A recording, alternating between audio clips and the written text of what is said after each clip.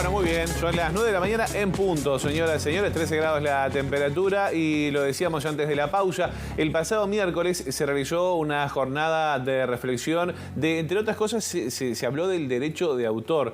Bueno, pero para conocer más detalles a propósito de qué fue este conversatorio, estamos recibiendo a esta hora a Patricia Díaz y a Rosario Nogués.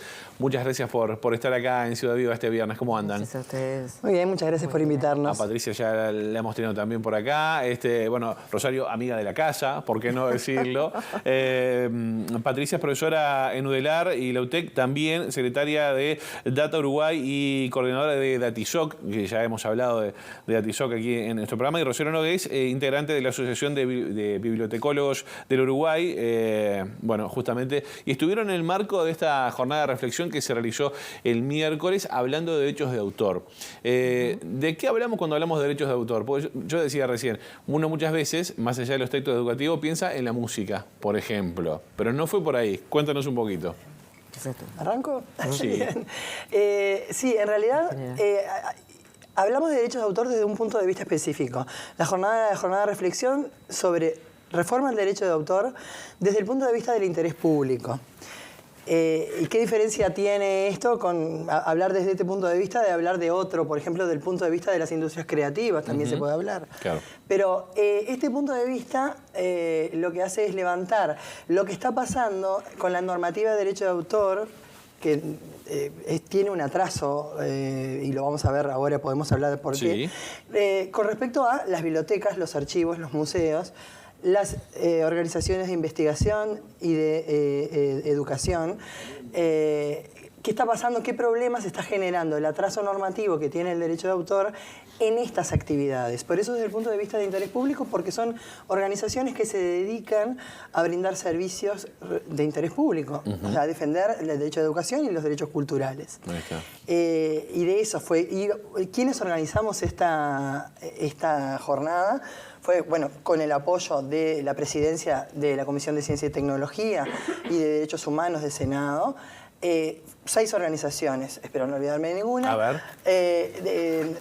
Bueno, Datisoc, que es de donde vengo yo, la Asociación de Bibliotecólogos del Uruguay, la Asociación de Archivólogos del Uruguay, el Núcleo de Recursos Educativos Abiertos de la Universidad de la República, la Facultad de Información y Comunicación como todo, y la Biblioteca del Poder Legislativo también coorganizó. Entraron las 6, perfecto. Bien, vos hablabas de atrasos, Patricia. ¿Cuáles son los atrasos? ¿A qué nos enfrentamos en nuestro país en el marco de estos atrasos? Y bueno, es una ley del año 37, o sea, tiene más de 80 años. Es una ley que está desactualizada, no por falta de modificaciones, en realidad. Se le han hecho muchas. Decenas de modificaciones. Pero todas las modificaciones que se le han hecho han sido para otorgarle más derechos a los autores. Primero que nada, lo que queremos decir es que nosotros estamos de acuerdo en que haya una ley que proteja a los autores. Nosotros no es que nos opongamos a ello. Lo que nos oponemos es a que no haya en la ley ninguna garantía para que puedan trabajar determinadas profesiones, se puedan hacer determinadas cosas que en suma lo que va es en detrimento de llevar una mejor calidad de información, de formación educativa para los usuarios. Es por un problema para la comunidad. Ahora, faltan excepciones y limitaciones en esa ley que otorguen garantías a la sociedad para que puedan acceder, por ejemplo, a la información, en el caso de bibliotecas y archivos, a la educación, en el caso de toda la educación, y con respecto a todo tipo de materiales, no solo libros, no solo música, es todo tipo de formato, todo tipo... A eso iba, porque ¿qué pasa con el tema fotocopias, por ejemplo, ¿no?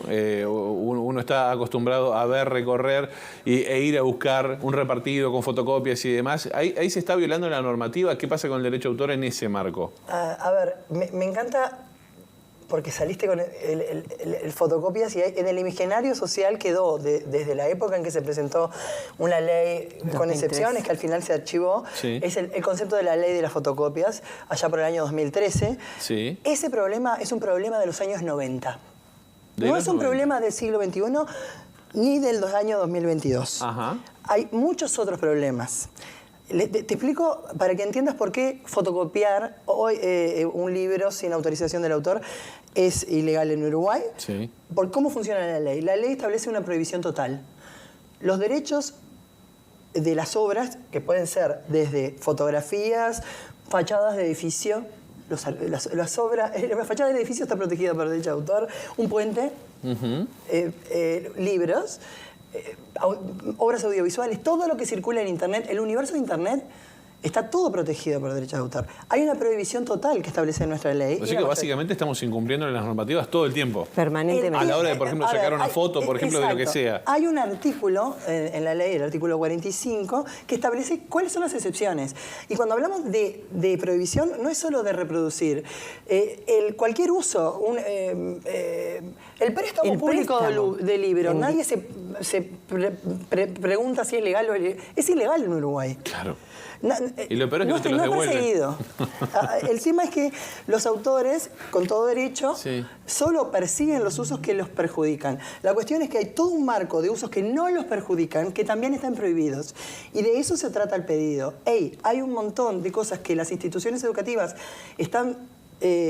deberían poder hacer, o los museos, o las instituciones de investigación. A ver, me encanta porque hablaste de fotocopias y yo te llevo por el lado, por ejemplo, de la inteligencia artificial. Claro. ¿Por qué? ¿Qué tendrá que ver la inteligencia artificial con derechos de autor?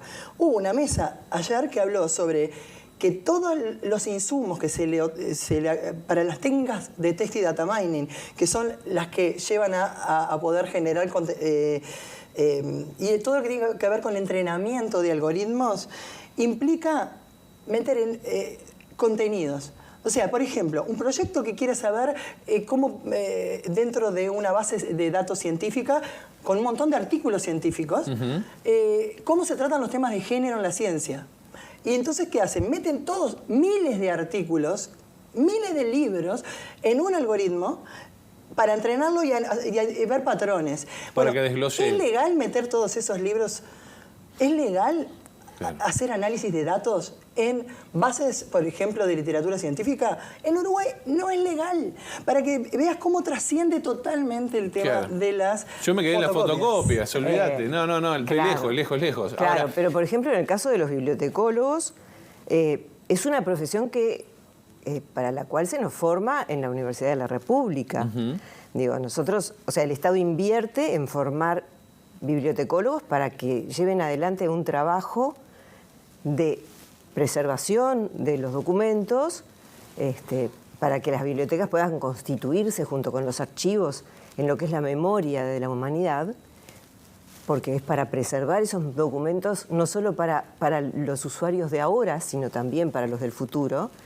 Y por otra parte, para que la ciudadanía en general, para que la sociedad toda la comunidad pueda acercarse a esas instituciones y acceder a la información. Claro. Como una de las tantas formas en las que tiene. Pero, ¿cómo se accede a esa información? A través del préstamo. El préstamo no está contemplado legalmente en la ley. ¿Y la preservación tampoco? Y no hay ninguna actividad que digamos, no hay ninguna excepción que confirme que no se puede hacer préstamo, pero sí el préstamo público. Ahora, ¿y cómo se fiscaliza eso? No se puede preservar, porque Claro. un material que se deteriora en este momento, lo que se hace es digitalizarlo. Ocupa menos lugar, además. Entonces, yo puedo tener muchas más obras guardadas en menos espacio y que pueda acceder la gente a, Claro. a ese material. Incluso es más fácil de colectivizarlo, de compartirlo de alguna manera. Ahora, pero se sigue incumpliendo Pero las eso normas. sería seguir haciendo cosas ilegales. Claro, por la dinámica que tenemos, estamos así. Ahora, efectivamente hay que realizar una reforma. ¿Qué características tendría que tener esta reforma de los derechos de autor? en realidad lo que de la ley, digamos. Sí, lo que se habló ayer fueron diferentes mesas que hablaban sobre qué problemas se está generando. No hablamos de la solución, hablamos del problema, porque vamos a seguir trabajando. Va a haber 2 mesas de trabajo en marzo del año que viene que vamos a hablar de la solución. Esta vez hablamos de una mesa sobre educación, todos los problemas que se están generando hoy en educación, y otra mesa sobre nuevas técnicas de investigación y las excepciones que al derecho de autor que se necesitan para las nuevas técnicas, por ejemplo, de minería de datos. Una mesa sobre bibliotecas, archivos y museos. No hay una sola excepción en Uruguay para que los bibliotecas, archivos y museos puedan operar. No pueden hacer proyectos de digitalización, no pueden innovar, tienen puesta un pie en la cabeza de la innovación, porque ya lo que están haciendo es ilegal, pero todo lo que implique digitalizar, ahí sí hay riesgo de denuncia. Ajá. Vos hiciste una pregunta hoy, ¿y cómo se fiscaliza eso? Claro. El enforcement, la fiscalización de la ley es privada. Los autores o las gestoras o las cámaras del libro o los que tienen, los titulares de derechos deciden qué demandar y qué no. Ajá. Entonces, hay un montón de prácticas que están totalmente naturalizadas y no son perseguidas. Bien, desde el punto de vista individual, eso lo podríamos dejar así, ¿no? Pero ¿qué pasa con las instituciones? El problema es que la institución no puede decir, yo hago esto, por ejemplo, preservo un libro, hago una copia digital para prestar en una terminal que nadie pueda copiar pero que pueden acceder, o un docente puede mostrar un video en clase, utilizar imágenes de internet, citándolas, sin fines de lucro, para dar una clase. Eso es ilegal. No se puede utilizar imágenes que no tengan licencias libres para algo tan simple que no daña a nadie. Bueno, la idea es que todos esos usos tengan excepciones, pero ¿qué pasa? Tenemos que buscar el justo equilibrio. Esas excepciones tienen que ser equilibradas con el derecho de autor. Y hay una regla fundamental. Tienen que ser casos excepcionales, tienen que no dañar la normal explotación de la obra y tienen que no dañar injustificadamente los intereses del autor. Entonces, la idea es sentarnos. O sea, ahora lo que hicimos fue expresar el problema. Está pasando esto. Está pasando esto y miren todo. Y planteamos casos que ahora no nos va a dar el tiempo, pero hay un montón de casos reales. No, que ya me tiraste 3, 4 que me abrieron la cabeza. Yo me he quedado en las fotocopias, como decía, pero hay tela para cortar. Pandemia, educación a distancia. Imagínate todos los usos de obras que se están dando hoy, más que nunca. Bueno, la presión que tuvieron las bibliotecas en época de pandemia para que, por parte de autoridades y directores, para que se pudiera acceder. Y los bibliotecólogos dijeron, no, por favor, no me hagas... Porque ahora ahí sí nos metemos en problemas. No podemos salir a digitalizar ni una hoja, nada. ¿Cómo enfrentaron eso en la pandemia? Y en la pandemia hubo presiones por todos lados, porque también uno tiene una autoridad y entonces los bibliotecólogos se vieron muy presionados. Claro. Cada uno actuó como pudo.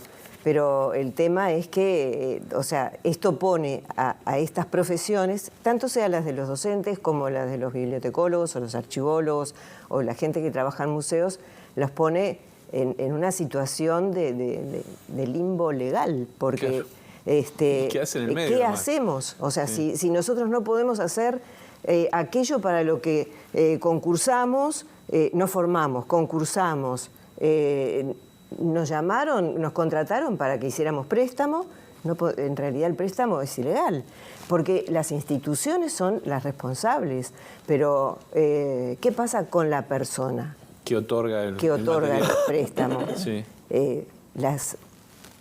Si hay una demanda, podría ser pasible de sanción de alguna manera. Hay delitos penales que están detrás de todas estas cosas.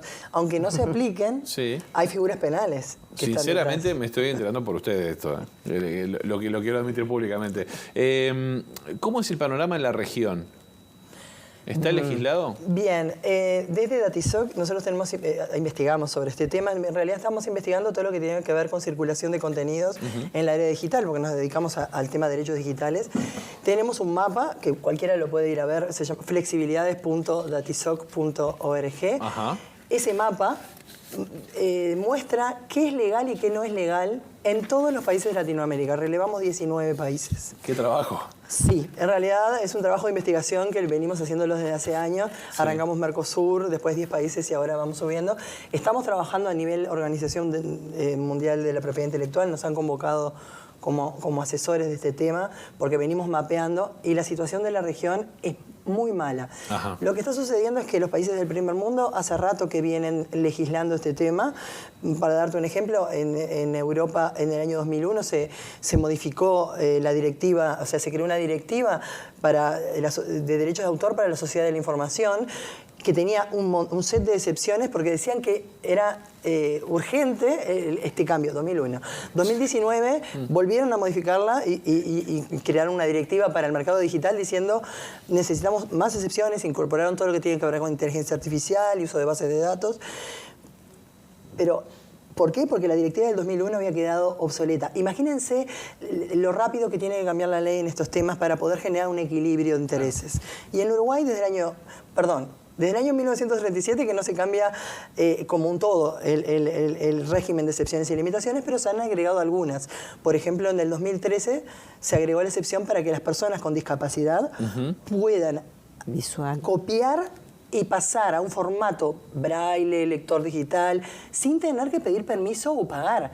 O sea, recién allí se contempló. Recién en el 2003 un ciego tuvo derecho. Lo venían haciendo desde hace mucho, ¿no? Claro. Pero tuvo derecho legal a acceder a la información.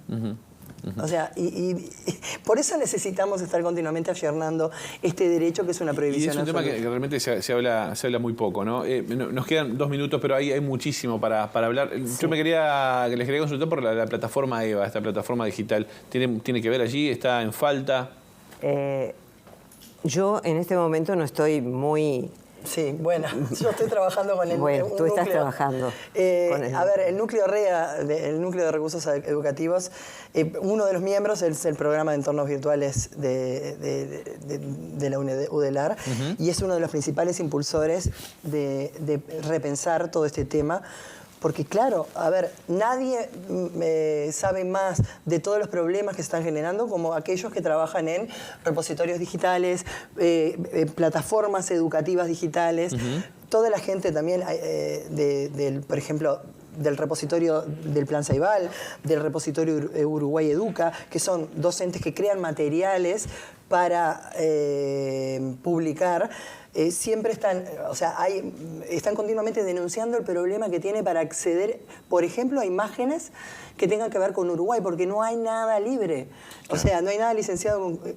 Y todos estos entornos educativos están operando en la ilegalidad, aunque poca cosa. Nosotros tenemos un relevamiento, existen reclamos, no pasan a la vía judicial, porque se arreglan, se corre la autocensura continua, se dan de baja ante reclamos de autores o de gestoras colectivas, dan de baja y se solucionan así, pero el miedo continuo a estar violando la ley es... la espada de Damocles virtual en constante. realidad eso es lo que está sucediendo, por ejemplo, a nivel de bibliotecas y archivos, que hay no solamente siempre el temor de la demanda, esa inseguridad jurídica en la que trabajamos nos hace tener conductas distintas, o claro, alguien que hace de todo y que no se preocupa porque la ley no se está cumpliendo, y eso es un gran problema a nivel de la sociedad, porque las leyes están hechas para ser cumplidas. Claro. Y por otro lado, la autocensura, porque las conductas que se generan cuando uno tiene miedo son conductas de mejor esto no lo hagamos, claro, de no innovar, no innovemos, por las dudas mejor no. Hay varias limitaciones. Y entonces esto lo que nos lleva es a quedarnos en lo mismo. Claro. Y las bibliotecas están en este momento, tienen las demandas de la era digital. Entonces, para poder seguir adelante con nuestra profesión en forma viva, necesitamos también que se innove y que se tengan excepciones que nos permitan hacer otro tipo de de tareas y las que tradicionalmente cumplimos, que son ilegales. Sí, bueno, sin dudas que es un tema para seguir conversando y lo vamos a seguir haciendo. Usted ya lo decía, no se planteó el problema. Bueno, en las próximas vamos a empezar a plantear las soluciones. En el final, Rosario, te quiero preguntar, ¿hay algún proyecto en particular para la biblioteca del Palacio Legislativo? Una hermosa biblioteca allí. ¿Se puede adelantar algo de eso? ¿Se está trabajando? Bueno, por lo que ellos, los directores de la biblioteca nos han contado, ellos han hecho algunos proyectos de digitalización que en realidad quedaron como proyectos y acuerdos de digitalizar materiales que no se pueden hacer. Pero que en algunos casos ellos... La autorización, por ejemplo, proyectos de digitalización de periódicos y prensa, se pudo conseguir y bueno, y ahí había mucho para digitalizar, pero está todo siempre trancado. Tenían la autorización en ese caso. Claro. ¿Tá? Bueno. Pero no pueden utilizarlo, por ejemplo, para el préstamo. Porque ese tipo de el préstamo digital... Sale caro digitalizar. Si no sale muy caro, pero no se puede prestar. O sea, lo único que nos sirve para preservar esos materiales. Claro. Pero no se pueden prestar, no se pueden poner a disposición de los usuarios. Y bueno, y después, con la última reforma que se le hizo a la ley, en la que se extendió el plazo de protección de los autores a 70 años después del fallecimiento del autor, o sea, que los derechos de titularidad duren más tiempo. Sí. Muchas obras que se tenían en la página web a disposición de todos, de obras de autores que hacía más de 50 años que habían fallecido, si no hacía más de 70, las tuvieron que dar de baja. Claro. Y hay mucha gente que se cuestiona esto, que los llama y que pregunta en el Palacio qué es lo que pasó, que ya no están tales y tales obras. Sin duda que vamos a volver sobre este asunto. Rosario Noves, Patricia Díaz, gracias por estos minutos en Ciudad Viva. Muchas gracias a ustedes. Un placer recibirlas por acá y bueno, como decíamos, vamos a dejar esta charla a cuenta de más. Vamos a hacer una pausa nosotros ahora, ya seguimos con Ciudad Viva.